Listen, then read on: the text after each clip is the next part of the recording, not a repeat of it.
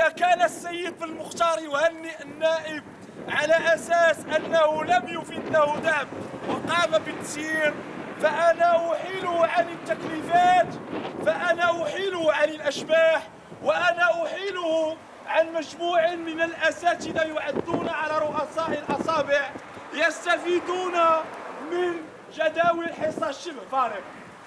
فإذا كانت هذه هي التهنئة فمرحبا بتهنئة الفساد، فمرحبا بتهنئة العبث، فمرحبا بتهنئة اللامسؤولية، ومرحبا بالاقتطاعات، ومرحبا بالتعسفات، ومرحبا بالشطر الذي يمارس على كل الشرفاء، مرحبا بالتضييق على الحريات النقابية. فإذا كان جل المغرب باستثناء نيابات قليلة تعد على رؤوس الأصابع كذلك، على رؤوس الأصابع اليد الواحدة وليس اليدين، عملت على الاقتطاع، فإن نيابة إقليم بوجدور عملت على السير في هذا المسار، على نهج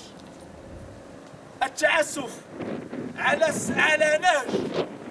سرقة أجور الموظفين والموظفات. فبعد التعويضات التي وصلنا لحد الساعة لم يتوصل بها السادة الأساتذة والأستاذات، نجد أن هناك موظفون صرفت لهم تعويضات، نعم، لأنهم محظوظون،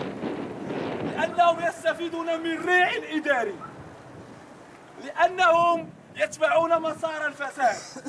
لن نركع أبدا، لن نركع، لن يرهبنا صوت المدفع، لن نركع أبدا، لن نركع،